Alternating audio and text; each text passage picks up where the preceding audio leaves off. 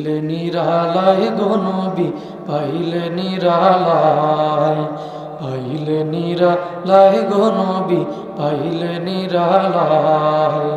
দুই কদমে চুমু খাবো, দুই কদমে চুমু খাবো, চরণ ধুলি মাখবো গায়।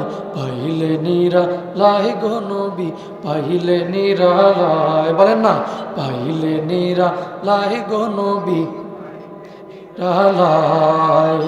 দুই কদমে চুমু খাবো, দুই কদমে চুমু খাবো, চরণ ধুলি মাখবো গায়। পাইলে নিরালায় গো নবী, সবাই বলেন না জোরে, পাইলে নিরালায় গো নবী। দয়াল নবী কত দূরে, লোহিত সাগরের তীরে। দয়াল নবী কত দূরে, লোহিত সাগরের তীরে। মদিনারি সোনার ঘরে, মদিনারি সোনার ঘরে আছেন তিনি সর্বদাই। পাইলে নিরালায় গো নবী, জোরে, পাইলে নিরালায় গো নবী, পাইলে নিরালায়। দুই কদমে চুমু খাবো, দুই কদমে চুমু খাবো, চরণ ধুলি মাখবো গায়। পাইলে নিরালায় গো নবী, পাইলে নিরালায়, পাইলে নিরালায় গো নবী। উম্মতি উম্মতি বলে কাঁদলেন নবী জীবন ভরে। উম্মতি উম্মতি বলে কাঁদলেন নবী জীবন ভরে। এখনো কান্দেন নবী, এখনো কান্দেন নবী, পাপী উম্মতের মায়ায়। পাইলে নিরালায় গো নবী, পাইলে নিরালায়, জোরে, পাইলে নিরালায়। দুই কদমে চুমু খাবো, দুই কদমে চরণ ধুলি মাখবো গায়। পাইলে নিরালায় গো নবী, পাইলে নিরালায়, বলেন না, পাইলে নিরালায়। কান্দি আমি বাংলায় বসে, দাও গো দেখা স্বপ্নে এসে। কান্দি আমি বাংলায় বসে, দাও গো দেখা স্বপ্নে এসে। কান্দি একা বসে বসে, কান্দি একা বসে বসে, আপনাকে পাবার আশায়। পাইলে নিরালায় গো নবী, পাইলে নিরালায়, পাইলে নিরালায় গো নবী, পাইলে নিরালায়। দুই কদমে চুমু খাবো, দুই কদমে চরণ ধুলি মাখবো গায়। পাইলে নিরালায় গো নবী, পাইলে নিরালায়, জোরে, পাইলে নিরালায়, পাইলে নিরালায় গো নবী নিরালায়। জোরে বলেন মারহাবা, আরেকটা আওয়াজ দিয়ে বলেন না মারহাবা, নারে তাকবীর। আলহামদুলিল্লাহ। আমার বন্ধুগণ, সরল মনা ভিক্ষুক হাঁটি হাঁটি পা পা করিয়া হযরত আলী রাদিয়াল্লাহু তাআলা আনহুর দরবারে চইলা গেল। এরে মুসলমান বন্ধুরে,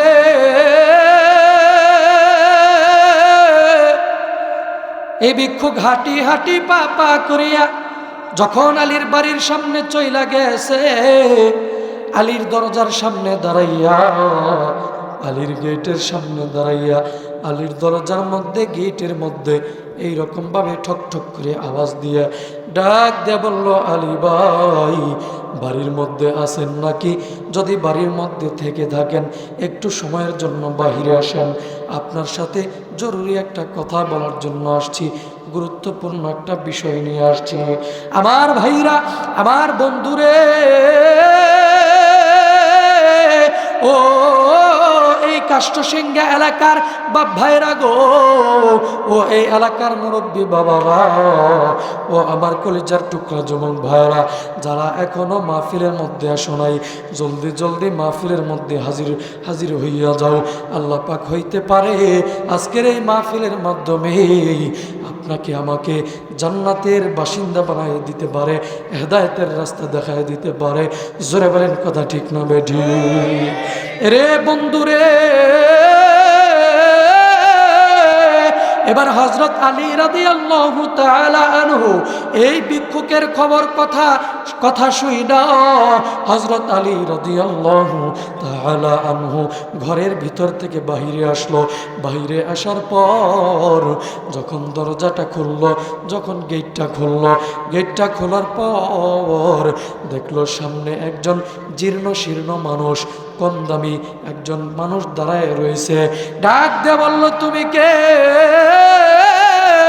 তোমার পরিচয় কি রে ভাই, জলদি বলো। এবার ভিক্ষুক ডাক দিয়ে বলল, আলী ভাই, ও আমার প্রিয় আলী ভাই, সর্বপ্রথম গিয়েছিলাম আবু জাহেলের দরবারে।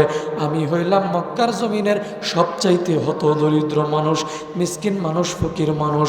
কয়েকদিন হইল আমি আমার পরিবার পরিজন নিয়া খাদ্য খাইতে পারি না, না খেয়ে উপবাস অবস্থায় আছি। আলী ভাই, প্রথমে গিয়েছিলাম আবু জাহেলের দরবারে। আমি ভাবছিলাম আবু জাহেল নাকি বড়লোক মানুষ, এখন আবু জাহেল বলল আবু জাহেল নাকি গরিব মানুষ। আপনার ঠিকানা দিয়ে দিল আবু জাহেল, আপনি আলী নাকি ধনাঢ্যবান ব্যক্তি, আপনার কাছে আসলে নাকি আপনি দান করবেন। রে আলী ভাই, এজন্য হাঁটি হাঁটি পা পা করিয়া আমি আপনার দরবারে চলে এসেছি। ও আলী ভাই, আল্লাহর ওয়াস্তে আমাকে কিছু দান করেন, আমাকে কিছু সহযোগিতা করেন। আলী ভাই গো, ভোগবারা আশা আর স্বপ্ন লইয়া আমি আপনার দরবারে এসেছি, আপনি আমাকে কিছু সহযোগিতা করেন। এবার হযরতে আলী ডাক দিয়ে বলল, ভিক্ষুক রে, তোমাকে যে আবু জাহেল আমার দরবারে পাঠাইছে, মূলত আবু জাহেল তোমার সাথে ছলচাতুরি করেছে, মূলত আবু জাহেল তোমার সাথে বাটবাড়ি করেছে, মূলত 2 নাম্বারি করেছে। এ ভিক্ষুক ভাই, আমি আলী কোনো ধনী মানুষ না, গোটা মক্কা মদিনার মানুষ জানে আমি আলীর ঘরের মধ্যে একাধিক 2-3 দিন পর্যন্ত ঘরের মধ্যে চুলার মধ্যে আগুন জ্বলে না। জোরে বলেন কথা ঠিক কিনা? আমার ভাইরা, আমার বন্ধুরে, এবার হযরত আলী এই কথা বলার পরে ভিক্ষুক ডাক দিয়ে বলল, আলী ভাই, আমি আবু জাহেলের দরবারে গিয়েছিলাম, আবু জাহেল আপনার ঠিকানা দিয়ে দিল, আবু জাহেলও দিল না, আপনিও যদি না দেন আমি কার দরবারে যাব, কে আমাকে দান করবে? এবার হযরত আলী রাদিয়াল্লাহু তাআলা আনহু ডাক দিয়ে বলল, ভিক্ষুক রে, আমি তোমাকে দান করতে পারবো না, আমার কাছে তোমাকে দেওয়ার মতো কোনো কিছুই নাই। আবু জাহেল মূলত বাটপারি করেছে। বাটপারিটা হইল, তুমি যখন আমার দরবারে আইসা আমার কাছে সাহায্য সহযোগিতা চাইবা, আমি যখন তোমাকে দান করতে পারবো না, তখন তুমি আমাকে গালমন্দ করবা, গালিগালাজ করবা, তুচ্ছ তাচ্ছিল্য করবা, আমাকে অপমান আর অবদস্থ করার জন্য। ও ভিক্ষুক ভাই, মুসলমানদেরকে তুচ্ছ তাচ্ছিল্য করার জন্য আবু জাহেল এই শয়তানি চিন্তা করছে, শয়তানি ফন্দিটা করছে। মূলত আমি কোনো ধনী মানুষ না, আল্লাহর ওয়াস্তে আমাকে মাফ কইরা দাও, তোমাকে কোনো কিছুই দান করতে পারবো না। এবার ভিক্ষুক ডাক দিয়ে বলল, আলী ভাই, ও আমার প্রিয় আলী ভাই, আমি তো ভাবছিলাম আপনি অনেক বড় লোক মানুষ, এজন্য আপনার দরবারে এসেছি। ঠিক আছে, আপনি যেহেতু দিতে পারবেন না, আপনাকে আর কষ্ট দিব না, আপনাকে আর বিরক্ত করব না। আলী ভাই আমাকে মাফ কইরা দেন, আল্লাহর ওয়াস্তে আমাকে বিদায় দেন, আসসালামু আলাইকুম বলে এই ভিক্ষুক আলীর সামনে থেকে বিদায় নিয়ে চলে যাচ্ছে। হাঁটি হাঁটি পা পা করিয়া যখন কিছু দূর পর্যন্ত চলে গেল, বাজান রে, এবার হযরত আলীর রাদিয়াল্লাহু তাআলা আনহু মনের মধ্যে আনচান আনচান করে। হযরত আলীর দিলের মধ্যে মানায় না, খালি ধুক ধুক ধুক ধুক করে। হযরত আলীর মন মানায় না, হযরত আলীর দিলের মধ্যে আনচান আনচান করে। হযরত আলী আবার ডাক দিল, ডাক দিয়ে বলল, ভিক্ষুক ভাই একটু সময়ের জন্য দাঁড়াও, আগেই তুমি যেও না, যেও না, একটু সময়ের জন্য আবারও আমার সামনে আইসা দাঁড়াও। এবার ভিক্ষুক ডাক দিয়ে বলল, আলী ভাই কিছুক্ষণ আগেই বললা তুমি কিছু দান করতে পারো না, তোমার কাছে আমাকে দেওয়ার মতো কোনো কিছুই না, পিছু পিছু তুমি ডাকতেছ, আবার কেন পিছনে পিছনে ডাকতেছ? এবার আলী ডাক দিয়ে বলল, ভিক্ষুক রে, তোমাকে যেন কে আমার দরবারে পাঠাইছে? ভিক্ষুক ডাক দিয়ে বলল, আলী ভাই আবু জাহেল আপনার দরবারে আমাকে পাঠিয়েছিল। বলে, আমার দরবারে কেন পাঠিয়েছিল তুমি অবশ্যই বুঝতে পেরেছ? ভিক্ষুক বলল, হ্যাঁ, আপনাকে তুচ্ছ তাচ্ছিল্য করার জন্য, আপনাকে অপমান আর অপদস্থ করার জন্য। এবার আলী ডাক দিয়ে বলল, ভিক্ষুক রে, এবার আমি তোমাকে এমন একটা দামি বস্তু দান করব, এমন একটা দামি জিনিস হাদিয়া দিব, যে দামি জিনিস দুনিয়ার কোনো মানুষকে কোনোদিন দিতে পারে না, হাদিয়া দিতে পারে না। জোরে বলেন না সুবহানাল্লাহ, আর একটু আওয়াজ দিয়ে বলেন না সুবহানাল্লাহ। আলী ডাক দিয়ে বলল, ভিক্ষুক রে, আমি তোমাকে এমন একটা দামি বস্তু দান করব, এমন একটা দামি বস্তু হাদিয়া দিব, যে দামি বস্তু দুনিয়ার কোনো মানুষকে কোনোদিন দিতে পারে না। এমন একটা দামি জিনিস আমি তোমাকে আজকে দিব। বলে, কি জিনিস? বলে, জিনিসটা হইল আমি অবশ্যই তোমাকে দিব, তবে শর্ত হইল দুইটা। জোরে বলেন, শর্ত কয়টা? আর একটু আওয়াজ দিয়ে বলেন না, শর্ত কয়টা? শর্ত হইল দুইটা। বলে, কি শর্ত? বলে, এক নম্বর শর্ত হইল আমি তুমি ভিক্ষুকের হাতের মধ্যে আমি যেই দান করব, যে জিনিসটা তোমাকে হাদিয়া দিব, সেটা তুমি এই মুহূর্তে মুষ্টি খুইলা, হাতটা খুইলা দেখতে পারবা না। এটা হলো এক নম্বর শর্ত। আর দুই নম্বর শর্ত হইল এই হাদিয়া নিয়া, এই জিনিস নিয়া তুমি তোমার বাড়িতে সরাসরি যাইতে পারবা না। বলে, হাদিয়া নিয়া সরাসরি বাড়িতে যাইতে পারবো না, তাহলে এই হাদিয়া দিয়ে আমি আবার কি করব? আলী ডাক দিয়ে বলল, ভিক্ষুক রে,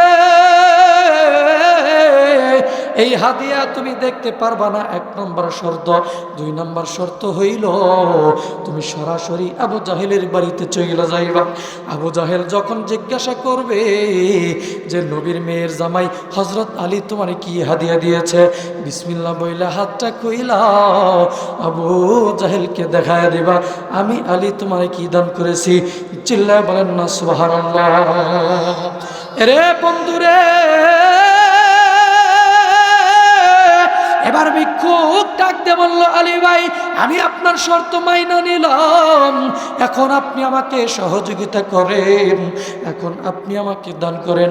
এইবার হযরত আলী ডাক দিয়ে বলল, ভিক্ষুক তুমি আমার সামনে আইসা এইভাবে দাঁড়াইয়া, এইভাবে ডান হাতটা এইভাবে টান টান কইরা ধইরা দাঁড়াও।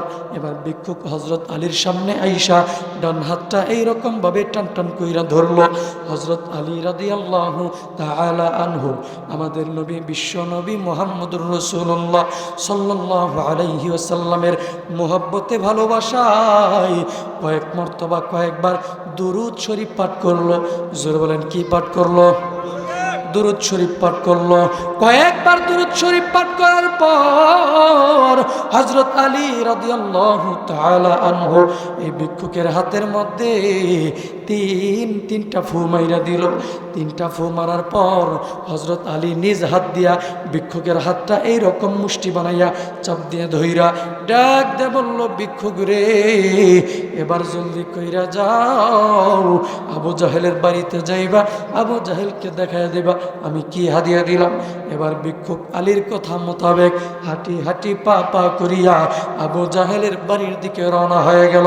এরে মুসলমান বন্ধুরে, যখন রাস্তার মাঝামাঝি পর্যন্ত চইলা গেল,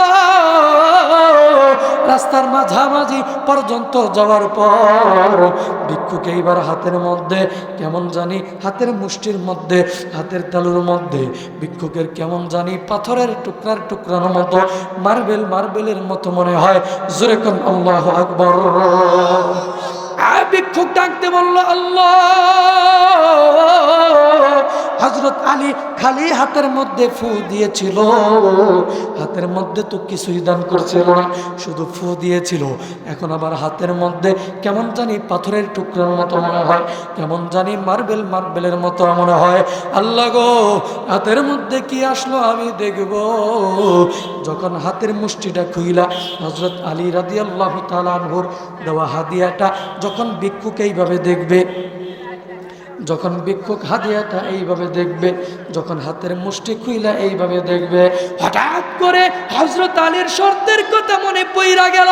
হযরত আলী তো শর্ত দিয়েছিল না দেখার জন্য, আমি যদি এখন হাত খুইলা দেখি তাহলে তো হযরত আলীর শর্ত ভঙ্গ হইয়া যাবে, হযরত আলীর সাথে মুনাফিকি হইয়া যাবে।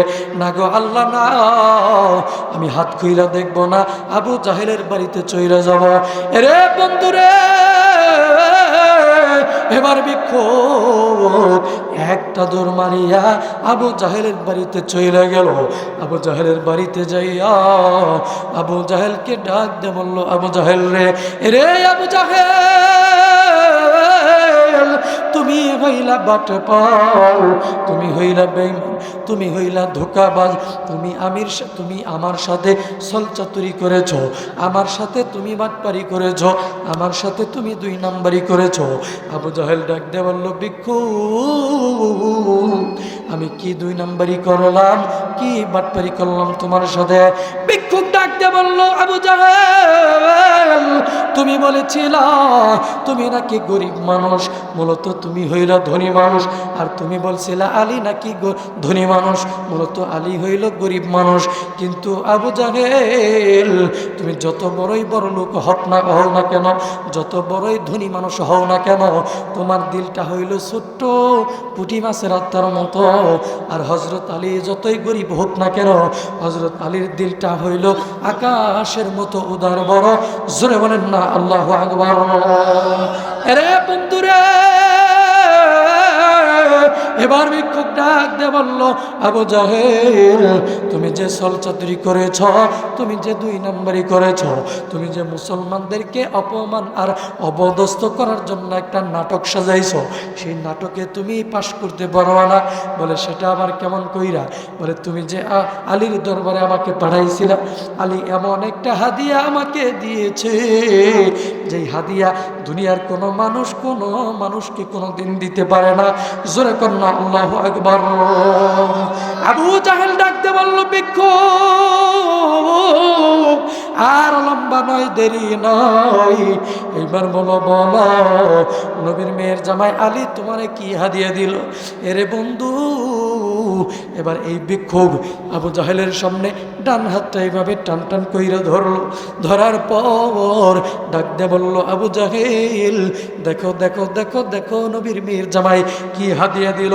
বিসমিল্লাহ বলিয়া গো, বিসমিল্লাহ বলিয়া এই ভিক্ষুক ডান হাতটা খুইলা দিল আবু জাহেলের সামনে। আবু জাহেল নজর কইরা দেখলো যে এই ভিক্ষুকের হাতের তালুর মধ্যে কয়েকটা হীরার টুকরা চিকচিক করে জ্বলতেছে। জোরে বলেন না আল্লাহু আকবার। আর একটু চিল্লায় বলেন না আল্লাহু আকবার। কেমন নবী পাইছি আমরা, যেই নবীর মহব্বতে দুরূদ পাঠ করলে আল্লাহ পাক রব্বুল আলামিন জাহান্নামের আগুন হারাম কইরা দেয়। যেই নবীর নামে দুরূদ পাঠ করলে আল্লাহ পাক রব্বুল আলামিন পুলসিরাতের পুল পার করে দেয়। যেই নবীর নামে দুরূদ পাঠ করলে, যেই নবীকে মহব্বত করলে কিয়ামতের ময়দানে সুপারিশ নসিব হয়। যেই নবীকে মহব্বত করলে, যেই নবীর দুরূদের বদৌলতে, যেই দুরূদ খালি হাতের মধ্যে হীরার টুকরায় পরিণত হইয়া যায়। চিৎকার দিয়ে বলেন সুবহানাল্লাহ। আরেকটা আওয়াজ দিয়ে বলেন না সুবহানাল্লাহ। তাহলে দুরূদের পাওয়ার শক্তি আছে না নাই?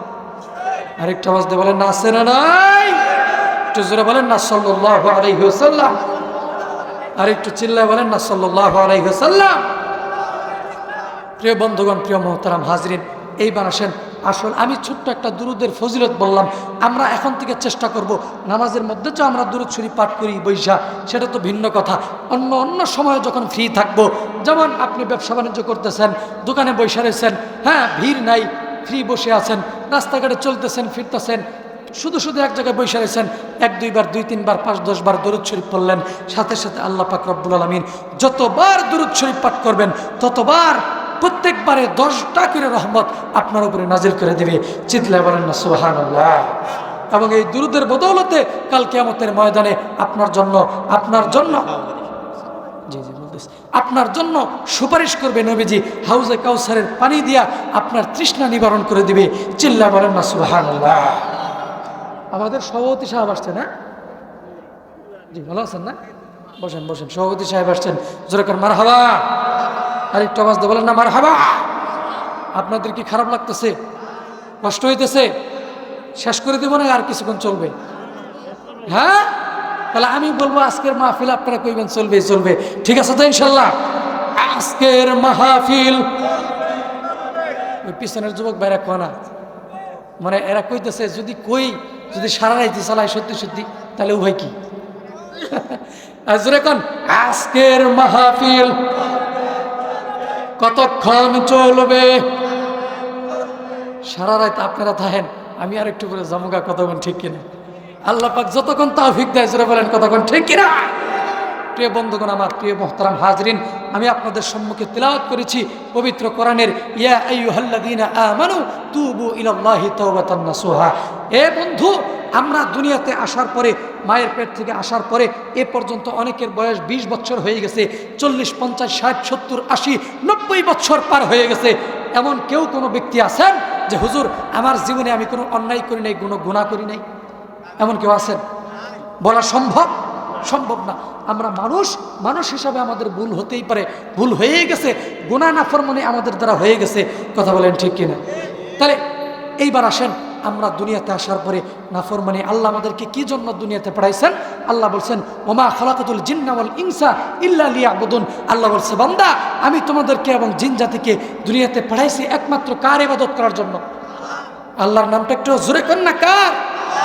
আল্লাহর ইবাদত করার জন্য পাঠাইছে। কিন্তু আমরা দুনিয়াতে আসার পরে আল্লাহর হুকুম আহকাম ইবাদত বন্দেগী ঠিকমতো করি না। আমরা নাফরমানি, সুদ, ঘুষ, তারপরে মিথ্যা কথা, তারপরে মানুষকে ঠকানো, নামাজ পড়ি না, রোজা রাখি না ঠিকমতো, এক উক্ত পড়লে 2 উক্ত পড়ি না, রমজান মাসে 3টা রাখলে 10টা রাখি না, 20টা রেখা কই আর সমস্যা, আলসারের সমস্যা, গ্যাস্ট্রিকের সমস্যা, নানান ধরনের কিরসা কাহিনী দিয়া আমরা ইবাদত বন্দেগী থেকে দূরে সইরা গেছি, নাফরমানি করছি। জোরে বলেন কথা ঠিক না ভাই? ঠিক। এখন আসেন, এই নাফরমানি নিয়ে যদি কবরের মধ্যে যাই, গুনাহ লইয়া যদি কবরের মধ্যে যাই, পরিপূর্ণ ইমানদার না হইয়া যদি কবরের মধ্যে যাই, তাহলে আমরা আল্লাহ তাআলার কাছ থেকে মাপ পাবো না গুর্জ খাবো? জোরে বলেন, মাপ পাবো না গুর্জ খাবো? গুর্জ খাবো। তাহলে গুর্জ থেকে বাঁচতে গেলে কি করতে হবে? ইমানদার হইয়া কবরে যাইতে হবে। জোরে বলেন কথা ঠিক না ভাই? ঠিক। তাহলে ইমানদার হওয়ার জন্য আল্লাহ বলছে বান্দারা, তোমরা গুনাহ করতে করতে, সবাই এদিকে থাকেন, এদিকে, আপনার কথা বলেন, এদিকে বসেন। মুনাফিকি করতে করতে, নাফরমানি করতে করতে, গুনার কাজ করতে করতে 90 বছর পার করে ফেলাইছি। এখন শেষ বয়সে আইসা বুঝতে পারছি, আল্লাহ গো, আল্লাহ যৌবন কালটা তোমার ইবাদতে কাটাইতে পারি নাই। আল্লাহ গো, নাফরমানির মধ্যে লিপ্ত হয়েছি, বিভিন্ন ধরনের সিনেমা, এই সেই অমক তমক নাটক, সিনেমা, সুদ, ঘুষ, নাফরমানি করতে করতে পুরোটা জিন্দিগি আমাবস্যার রাতের মতো অন্ধকার করে ফেলেছি। আল্লাহ গো, আমার বয়স 1 একটা সময় ছিল রাস্তা দিয়ে যখন যাইতাম আমার দাপট ছিল, মানুষ আমাকে দেখে ভয় পাইতো, রাস্তা সাইড দিয়ে দিত, আমার সাথে কেউ কথা বলার সুযোগ পাইতো না। এমন একটা দাপট একটা সময় ছিল। এখন আমি বার্ধক্যে পৌঁছে গেছি আল্লাহ, এখন আমাকে কেউ দাম দেয় না। আল্লাহ গো, এক ঠ্যাং কব্বরে গেছে গা আল্লাহ, এখন মরলেই জাহান্নামে চলে যাব, কারণ সারাটা জিন্দেগি নাফরমানি করছি। এই অবস্থায় জান্নাতে যাওয়া সম্ভব না। আল্লাহ গো, সর্বশেষে বুঝতে পারছি আল্লাহ, আল্লাহ মাফ করে দাও, শয়তানের দুকায় ফিরে গুনাহ করছি, শয়তানের দুকায় ফিরে, শয়তানের ওয়াসওয়াসায় ফিরে নাফরমানি করছি। আল্লাহ, তোমার হুকুমগুলো মানি নাই, তোমার ইবাদত বন্দেগী করি নাই, তোমাকে কষ্ট দিছি, তোমার নবীকে কষ্ট দিছি। আল্লাহ, তুমি আমারে মাফ করে দাও। ও মুরব্বী বাবারা, যাদের বয়স বেশি হয়ে গেছে, আল্লাহ বলছে, ও দুনিয়ার মানুষেরা, তোমাদের বয়স যদি 90 বছর পরেও যদি তোমরা এইটা বুঝতে পারো, আল্লাহ আমরা ভুল করে ফেলেছি, আল্লাহ মাফ করে দাও।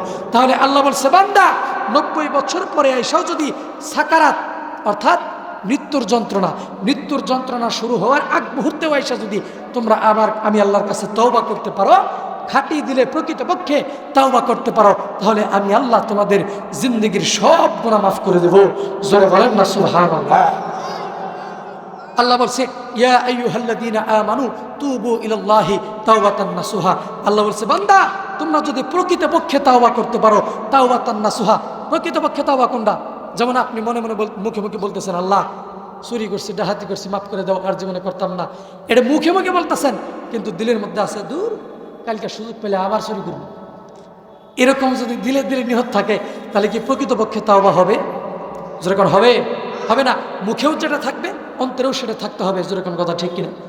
এইভাবে যদি খাটিয়ে দিলে তাওবা আমরা করতে পারি, তাহলে আল্লাহ বলছে, বান্দা তোমাদের খাঁটি তাওবাকারীদের ব্যক্তিদের জন্য আমি আল্লাহ পাক 2টা পুরস্কার ঘোষণা করলাম। জোরে বলেন না সুবহানাল্লাহ। আপনারা বলেন, আল্লাহ পাক তাওবাকারী ব্যক্তিদের জন্য কয়টা পুরস্কার ঘোষণা করছে? একটু জোরে কর না ভাই, কয়টা? 2টা। 1 নাম্বার পুরস্কার, আসা রব্বুকুম আইয়ুকাফিরু আনকুম সাইয়্যাতিকুম। বান্দা 1 নাম্বার পুরস্কার হইল তোমার জিন্দেগীর সব গুনাহ আমি মাফ করে দেব। জোরে কোন সুবহানাল্লাহ। আর 2 নাম্বার পুরস্কার, ওয়ায়ুদখিলাকুম জান্নাতিন তাজরি মিন তাহতিহাল আনহার, এমন একটা জান্নাতের মধ্যে আমি তোমাদেরকে ঢুকাই দেব, যে জান্নাতের তলদেশে কল কল কল কল করে নহর প্রবাহিত থাকবে। চিল্লায় বলেন না সুবহানাল্লাহ। তাহলে আল্লাহ আমাদের গুনাহ মাফ করে দেখ এবং আমাদেরকে জান্নাতের সার্টিফিকেট দিয়ে দেখ, এটা আমরা কে কে চাই? এই 2টা আমরা কে কে চাই? সবাই চাই। তাহলে এই 2টা জিনিস যদি চাই আমরা, তাহলে সর্বপ্রথম কি করতে হবে? আল্লাহর কাছে জীবনে যা করছি, যত গুনাহ করছি, সব আল্লাহর কাছে কি করতে হবে? মাপ চাইতে হবে। কথা বলেন ঠিক কিনা? এবার আপনাদের প্রশ্ন করতে পারে, হুজুর আমরা তো জীবনে অনেক গুনাহ করছি, বয়স বেশি হয়ে গেছে, এখন ঠিকমতো কোরআন শরীফটাও ঠিকমতো পড়তে পারি না, নামাজ গোলাও এক উক্ত পড়লে আরেক উক্ত পড়তে পারি নাই, রমজান মাসে রোজা গোলাও হেলাই খেলায় নষ্ট করছি। হুজুর গো, আমরা তাওবা করতে চাই, কোন পদ্ধতিতে তাওবা করলে, কোন সিস্টেমে তাওবা করলে আল্লাহ পাক গুনাহ মাফ করে দিবে এবং জান্নাতের সার্টিফিকেট দিয়ে দিবে? সেই পদ্ধতিটা কি আপনাদেরকে আমি শোনাবো? শুনবেন আপনারা? বিশ্বনবী মুহাম্মদুর রাসূলুল্লাহ সাল্লাল্লাহু আলাইহি সাল্লামের একজন প্রিয় সাহাবী, উল্লেখযোগ্য একজন সাহাবী, 4 খলিফার মধ্যে একজন হযরত ওমর রাদিয়াল্লাহু তাআলা আনহু কইরা যখন রাস্তার মাঝামাঝি পর্যন্ত গেছে, যাওয়ার পরে নজর করে দেখতেছে যে একজন সুন্দর চেহারাওয়ালা একজন যুবক মাটির মধ্যে গড়াগড়ি পাইরা হাউ মাউ করে কান্নাকাটি করতেছে। তো এই যুবকটার অবস্থা দেখে হযরত উমরের দিলের মধ্যে মায়া লেগে গেছে। হযরত উমরের শক্ত দিল নরম হয়ে গেছে। ডাক দিয়ে বলতেছে মাথায় হাত দিয়া, হে যুবক ভাই, তুমি এরকম ভাবে কেন কান্নাকাটি করতেছো? কি হয়েছে? কি সমস্যা? যুবক বলতেছে, ওমর ভাই, আমি আপনার কাছে বলতে পারবো না, আপনার কাছে বললে আমার কোনো উপকার হবে না, লাভ হবে না। বলে, আমার কাছে যদি বললে উপকার না হয়, তুমি কার কাছে বলবা? বলে, আপনার কাছে একটা অনুরোধ, আপনি কি আমাকে একটু নবীজির দরবারে নিয়ে যেতে পারবেন? নবীর কাছে যদি নিয়ে যান, নবীর কাছে আমি মন খুইলা সব কথা বলবো, আমার দিল সাক্ষী দেয় নবী আমার একটা সমস্যার সমাধান করে দিব। জোরে কন্যা আল্লাহু আকবার। আমার ভাইরা, আমার বন্ধুগণ, হযরত উমর রাদিয়াল্লাহু তাআলা আনহু এই যুবকটাকে নিয়া হাঁটি হাঁটি পা পা করিয়া বিশ্বনবী মুহাম্মদুর রাসূলুল্লাহ সাল্লাল্লাহু আলাইহি ওয়াসাল্লামের দরবারে চইলা গেল। দরবারে যাওয়ার পর হযরত ওমর রাদিয়াল্লাহু তাআলা আনহু যুবকটাকে ঘরের বাহিরে দাঁড় করাইয়া হযরত ওমর একাই নবীজির ঘরের মধ্যে ঢুকলো। সালাম বিনিময় করার পর হযরত ওমর নবীর সামনে দাঁড়ায় গেল। বিশ্বনবী ডাক দিয়ে বলল, ওমর রে, ও আমার প্রিয় সাহাবী ওমর, তোমাকে আমি জীবনে কোনোদিন কান্নাকাটি করতে দেখি নাই। তুমি হইলা শক্ত দিলের সাহাবী, তুমি হইলা কঠিন দিলের সাহাবী। ওমর রে, আজকে কেন তোমার চোখ বেয়ে বেয়ে পানি পড়তেছে? কেউ কি তোমাকে মারছে নাকি নাকি কেউ তোমাকে গালি দিয়েছে? মদিনার জমিনের কোনো মানুষকে তোমাকে প্রহার করেছে নাকি? ও ওমর, তুমি কেন কান্নাকাটি করতেছ? হযরত ওমর ডাক দিয়ে বলল, নবীজি, না গো নবী না, আমাকে কেউ গালি দেয় নাই, আমাকে কেউ মারে নাই, আমাকে কেউ কোনো কষ্ট দেয় নাই গো নবী। বলে, তাহলে কেন কান্দো? বলে, কান্নাকাটি করার কারণটা হইল, আজকে আমি সকালবেলা আমার ঘর থেকে বাহির হইলাম আপনার দরবারে আসার জন্য। নবী গো, হাঁটি হাঁটি পা পা করিয়া যখন রাস্তার মাঝামাঝি পর্যন্ত আসলাম, নজর কইরা দেখলাম একটা কম বয়সের যুবক, সুন্দর চেহারাওয়ালা একজন যুবক মাটির মধ্যে হাউমাউ করে কান্নাকাটি করে। যুবকটার হাউমাউ করে কান্নাকাটি করতে দেখে, যুবকটার এরকম বেহাল অবস্থা দেখা আমি ওমরের শক্ত দিলটা নরম হয়ে গেছে। আমি ওমর চোখের পানি ধইরা রাখতে পারি না।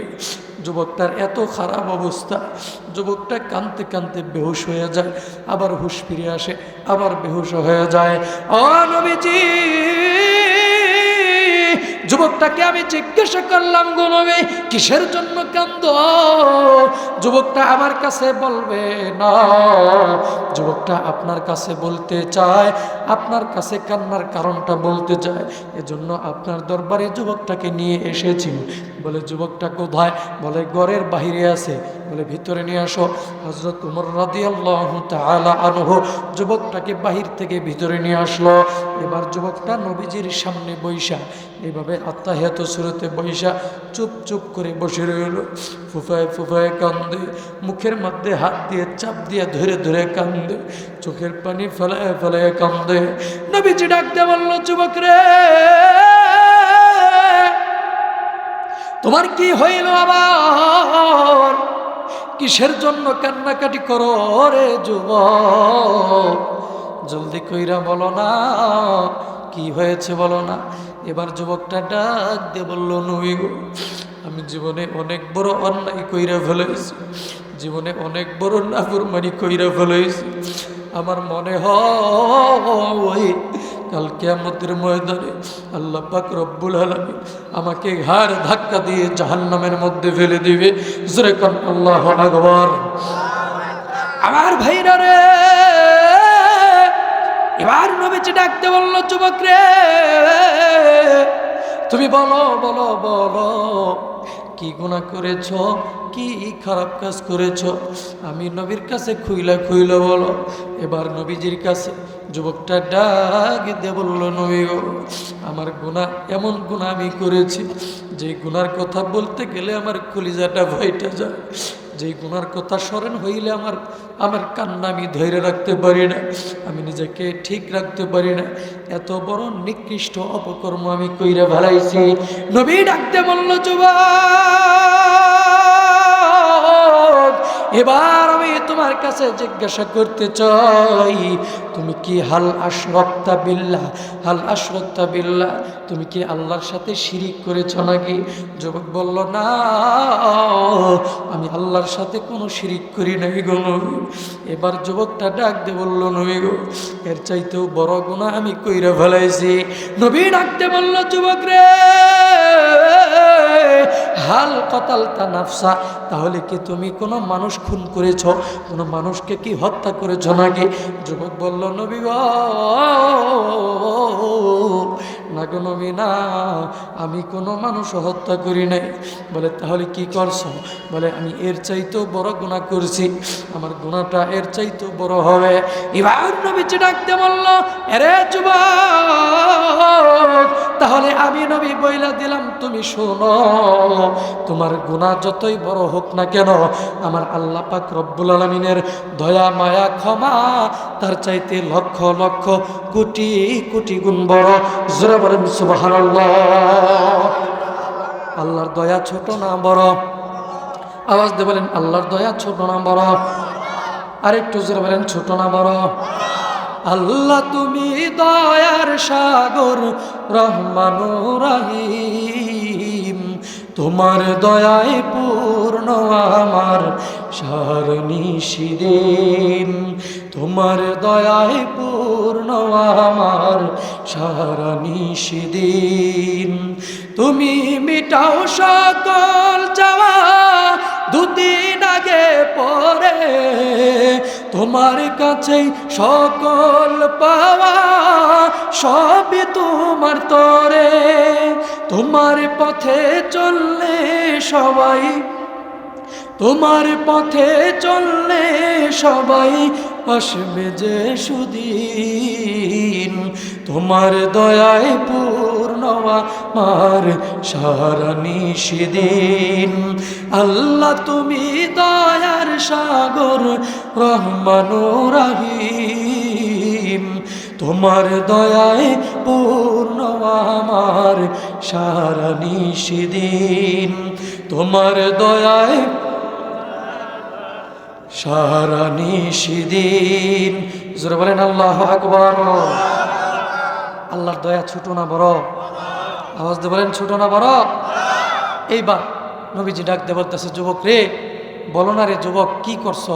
যদি তুমি তোমার সমস্যার কথা নাই বলো, তাহলে আমি নবী কেমনে সমাধান দিব, কেমনে এটার ফয়সালা করব? তুমি আমার কাছে খুলে খুলে বলো, দেখি আমি কোনো সমাধান করতে পারি কিনা। এবার এই যুবকটা আবারও নবীজিকে ডাক দিয়ে বলল, নবী গো, এবার আপনি শুনেন, আমি কি অমানবিক কাজ কইরা ফেলাইছি, আমি কি নিকৃষ্ট অপকর্ম কইরা ফেলাইছি। ও নবী গো, এই মদিনার জমিনে যখন কোনো মানুষ ইন্তেকাল করে, যখন কোনো মানুষ মারা যায়, ওই মানুষটা মারা যাওয়ার পর, ওই মানুষটা ইন্তেকাল করার পরে, ওই মানুষটার আত্মীয় স্বজন, এলাকার গ্রামের মহল্লার সমস্ত মানুষেরা মিলে ওই মৃত ব্যক্তিটাকে যখন দাফন কাফন সাইরা গোরস্থানের মধ্যে রাইখা চইলা যায়, রাত্রি যখন গভীর হইয়া যায়, আমি যুবক রাত্রি গভীর হইয়া যাওয়ার পরে ওই যে গোরস্থানের মধ্যে যাই, গোরস্থানের মধ্যে যাইয়া ওই যে নিত্য নতুন কবরটা আছে, ওই কবর থেকে বাঁশের চাটাইগুলো সরাইয়া ফেলাই, বাঁশের ডাবরগুলো সরাইয়া ফেলাই, মাটিগুলো সরাইয়া কবরটা আমি খনন করি। নবী, নবীজি, কবরটা আমি খনন করার পর ওই যে কবরের মধ্যে মৃত ব্যক্তিটা আছে, মৃত দেহটা আছে, ওই মৃত দেহটার শরীর থেকে কাফনের কাপড়টা আমি খুইলা ফেলাই, কাফনের কাপড়টা খুলিয়া আমি ওই কাফনের কাপড়টা চুরি কইরা ফেলাই। ওই কাফনের কাপড়টা চুরি করিয়া আরেকদিন পরের দিন আরেক চোরার কাছে অন্য দোকানে বেশি দামে বিক্রি করি। নবীজি, এইটা হইল আমার পেশা, এইটা হইল আমার নেশা। এই কাজ করিয়া আমি আমার পরিবার পরিজনের জন্য খাবার দাবার, চাউল ডাউলের টাকা পয়সার ব্যবস্থা করি। নবী গো, এই কাজ করাই আমার অর্থ, এই কাজ করাই হইল আমার কাজ, এই কাজ করিয়া আমি চলি। এবার নবীজি ডাক দিয়া বলল, যুবক রে, তাহলে তুমি এই গুনাহ করেছ? বলল, না, শুধু এটাতেই আমি ক্ষান্ত হই নাই। বলে, তাহলে আবার কি করছো? যুবকটা আবার ওটা দিয়ে বলল, নবী গো, এটাই শুধু শেষ নয়, গত 3 দিন পূর্বের ঘটনা। জোরে বলেন, কয় দিন পূর্বের ঘটনা? 3 দিন পূর্বের ঘটনা। যুবক ডাকতে বলল, নবীজি, গত 3 দিন পূর্বে এই মদিনার জমিনে শ্রেষ্ঠ একটা সুন্দরী মাইয়া, একটা যুবতী মাইয়া মদিনার জমিনে মারা গেল। 3 দিন পূর্বে একটা রূপবতী সুন্দরী ষোড়শী সুন্দরী একটা মাইয়া মারা গেল। এই মাইয়াটা মারা যাওয়ার পর এই মেয়েটার আপন পাড়া প্রতিবেশী, বাবা ভাই আত্মীয় স্বজন, গ্রামের এলাকার মহল্লার সমস্ত মানুষেরা মিলে বড়ই পাতার গরম জলে গোসল দিয়া, সুন্দর কইরা আতর গোলাপ সুরমা মাখাইয়া, সুন্দর কইরা জানাজার নামাজ পড়াইয়া, কাফন দাফন সাইরা যখন চইলা গেল, ও নবীজি আমি যুবক তখন ওই গোরস্থানের মধ্যে গেলাম। রাত্রি গভীর হইয়া যাওয়ার পরে আমি ওই গোরস্থানের মধ্যে যাইয়া ডাইনে তাকাইলাম, বামে তাকাইলাম গো নবী, পিছনে তাকাইলাম, সামনে তাকাইলাম, দেখলাম কোনো মানুষ আমাকে দেখতেছে না, কোনো মানুষ আমার দিকে লক্ষ্য করতেছে না। সবাই যার যার মতে বাড়ির মধ্যে শুয়ে পড়েছে। রে বন্ধুরে, এবার যুবকটা ডাক দিয়ে বলল, নবী গো, আমি তখন ওই কবর থেকে বাঁশের ডাবটগুলো সরাইলাম, মাটিগুলো সরাইলাম, কবরের মধ্যে আমি নামলাম। নবীজি কবরের মধ্যে নামিয়া আমি ওই মৃতদেহটা থেকে কাফনের কাপড় খুললাম। কাফনের কাপড় খুলিয়া আমি যখন আমার এই কবর থেকে উঠে চলে যাচ্ছে, হঠাৎ করে পিছন দিক থেকে শয়তান আমাকে ধোঁকা দিয়ে ডাক দিয়ে বলল, যুবক রে, জীবনে অনেক লাশের কাফনের কাপড় তুই চুরি করেছিস, আজকেও এই মৃতদেহটার কাফনের কাপড় তুই চুরি করলি, কিন্তু যুবক রে একটা নজর তাকায় দেখলি না রে যুবক, একটা নজর তাকায় দেখোস না, এই মেয়েটা হইল মদিনার জমিনের মধ্যে সবচাইতে সুন্দরী মেয়ে, সবচাইতে রূপবতী মেয়ে, এই মেয়েটা হইল কুমারী মেয়ে, এই মেয়েটা হইল সতী নারী। এখন পর্যন্ত মেয়েটার কোনো বিয়ে হয় না, কোনো মদিনার জমিনের কোনো যুবক পর্যন্ত দেখে নাই। এই সতী নারী, এই মেয়েটা আজকে দাফন হয়েছে। যুবক রে, তোমার কিন্তু আজকে এই সুযোগ কিন্তু তুমি আর কোনোদিন পাইও না। তোমার যদি মনে চায় এই মেয়েটার সাথে তুমি তোমার কাম চরিতার্থ পূর্ণ করতে পারো, তোমার মনের চাহিদাটা কিন্তু মিটাইতে পারো, তোমার মনের খাহেসাত তুমি মিটাইতে পারো, কেউ তোমাকে দেখবে না, কেউ তোমাকে বাধা দিতে পারবে না। আমার ভাইরা রে, এবার যুবকটা চোখের পানি ফালাইয়া নবীর কাছে ডাক দিয়ে বলল, নবী, তখন আমি শয়তানের ধোঁকায় পইরা ওই মেয়েটার উপরে, ওই মৃতদেহটার উপরে ঝাঁপাইয়া পড়লাম, জানোয়ারের মতো, কুকুরের মতো ঝাঁপাইয়া পড়লাম, জিনার কাজে লিপ্ত হইলাম। চিৎকার দিয়ে বলেন না নাউজুবিল্লাহ, আর একটু আওয়াজ দিয়ে বলেন না নাউজুবিল্লাহ। আরে বন্ধুরা,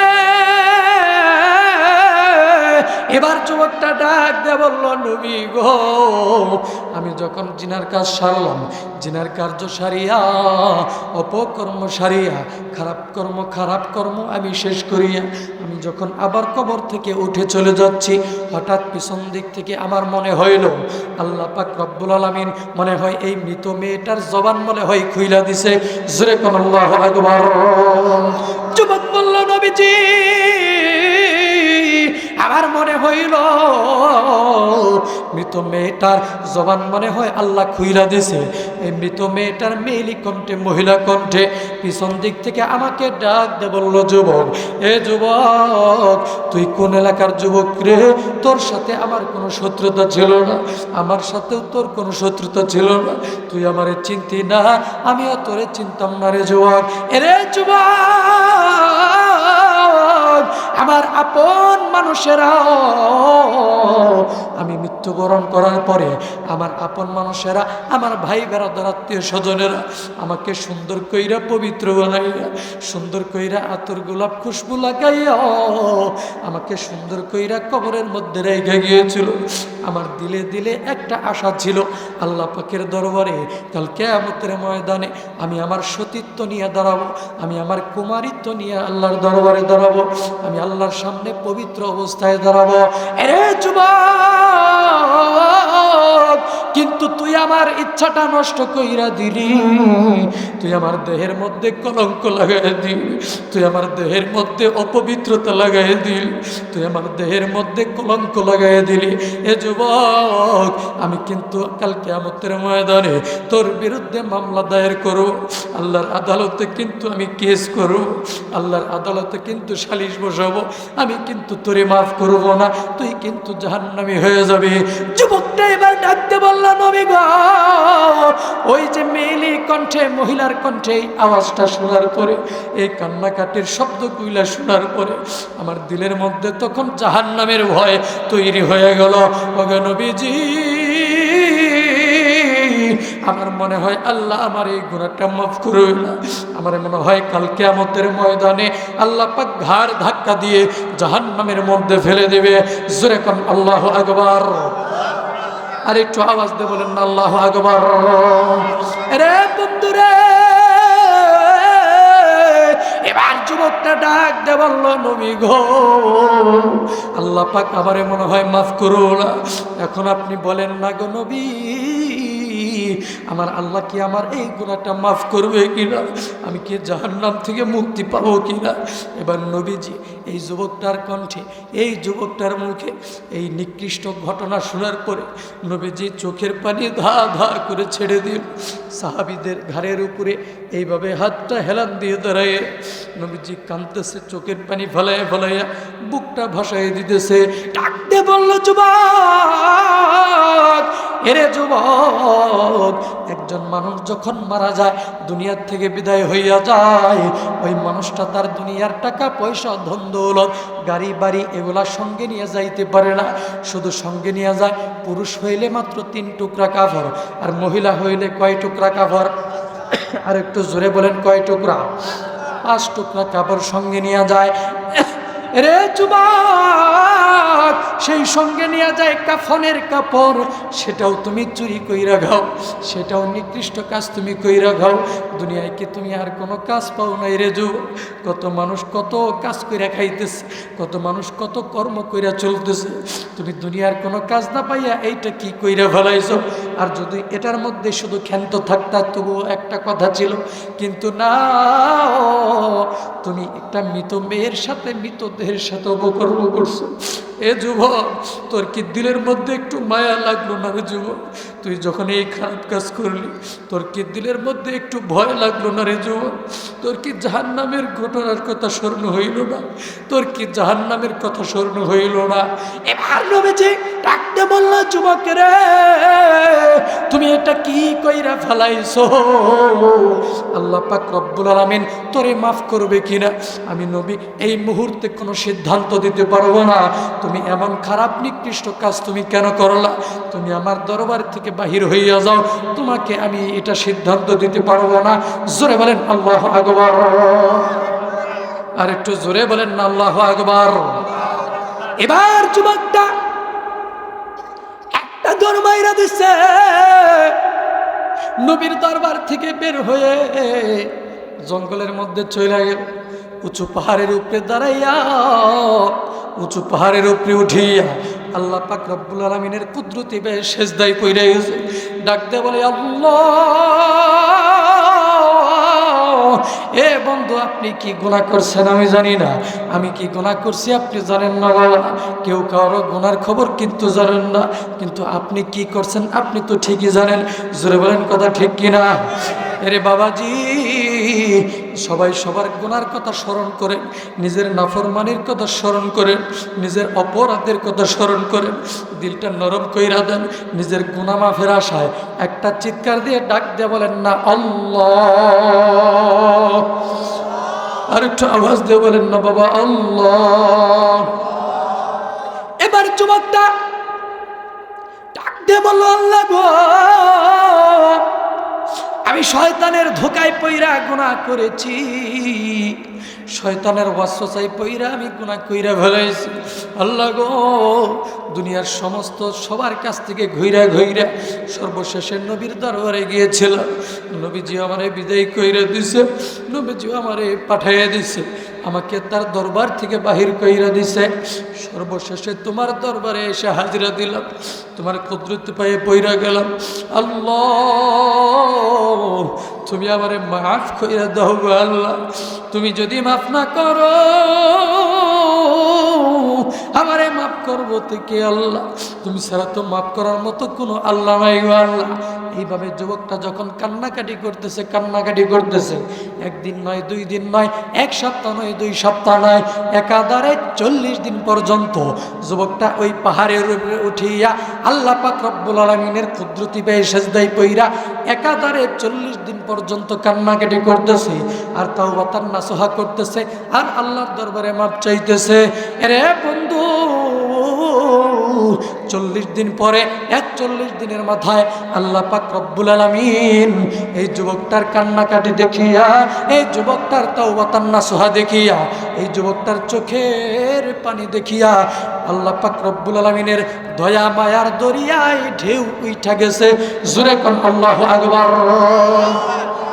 আর একটু জোরে বলেন না আল্লাহু আকবার। আরে বন্ধুরে, এবার আল্লাহ পাক রব্বুল আলামিন জিবরাইলকে ডাক দিয়ে বলল, জিবরাইল যাও, 3টা প্রশ্ন করবা আমার নবীর কাছে যাইয়া, 3টা প্রশ্ন করবা নবীর কাছে যাইয়া। নবীর কাছে হযরত জিবরাইল 3টা প্রশ্ন নিয়ে হাজির হইয়া গেল। ডাক দিয়ে বলল, নবী গো, আপনি বলেন আসমান জমিনের মালিক কে? নবী বলল আল্লাহ। এবার নবী আপনি বলেন 2 নাম্বার প্রশ্নের উত্তর কি? মানুষের হায়াত মৌতের মালিক কে? নবী বললেন, তবুও বললেন আল্লাহ। এবার 3 নাম্বার প্রশ্নের উত্তর দেন। এবার 3 নাম্বার প্রশ্নের উত্তর দেন, মানুষ যদি নাফরমানি করে, গুনাহ করে, মানুষ যদি অপকর্ম করে, সেই অপকর্ম, নাফরমানি, খারাপ কাজ, গুনাহের কাজ, এগুলা ক্ষমা করার অধিকার কে রাখে? নবী বলল আল্লাহ। এবার জিবরাইল ডাক দেয়া বলল, নবী গো, তাহলে গত 40 দিন পূর্বে একজন যুবক আসছিল আপনার দরবারে গুনাহ করিয়া, অপকর্ম করিয়া একটা সমাধান নেওয়ার জন্য আসছিল, কিন্তু আপনি নবী সমাধান দেন নাই গো নবী। আল্লাহ আপনাকে দোষ দিচ্ছে না, আমি জিবরাইলও আপনাকে দোষ দিচ্ছি না, কিন্তু নবী আপনি যখন এই যুবকটাকে যখন আপনি বাহির কইরা দিছেন, যুবকটাকে যখন আপনি আপনার দরবার থেকে পাঠাইয়া দিছেন, এই যুবকটা একটা দৌড় মারিয়া জঙ্গলের মধ্যে চলে গেছে। জঙ্গলের মধ্যে যাইয়া উঁচু পাহাড়ের উপরে উঠিয়া আল্লাহ পাক রব্বুল আলামিনের কুদরতি পায়ে সেজদায় পড়ে এমন তাওবা করেছে, এমন ভাবে চোখের পানি ফেলাইয়া তাওবাতান নাসুহা করলো, আল্লাহ পাক যুবকটার তাওবা কবুল আর মঞ্জুর করে নিছে, জিন্দেগীর সব গুনাহ মাফ কইরা দিছে। জান্নাতের সুসংবাদ দিয়া আমি জিবরাইলকে আপনি নবীর দরবারে পাঠাইয়া দিছে। জোরে কন্যা সুবহানাল্লাহ। গমচুবিনি জুদে ইস্তেগফারে কুন, গম্ব আমরে খালকা মদকারে কুন, বাজ আহার আচে হস্তি বাজ गर कफिरू गिबरू बुत्तु रस्ती बाज हर शबे गुयम के फरदा तर के सौदा को नाम बाज चो फरदा शुवद एम रोजरा फरदा को नाम तौबा जो करता है होकर शर्मसार जोश में आता है আফুয়ে করদ কর, বিপদ এলে তাড়াতাড়ি তওবা করে নাও, খোদার ইচ্ছায় বিপদ আসে বিধান মেনে নাও, ফিরে এসো হও না যতই পাপী, কাফের মূর্তি পূজক হলেও ফিরে এসো আজি, পাপ কাজের তাওবা করলে অনুতপ্ত হইয়া গর্জে উঠে মাওলা পাকের ক্ষমার দরিয়া। জোরে বলেন সুবহানাল্লাহ।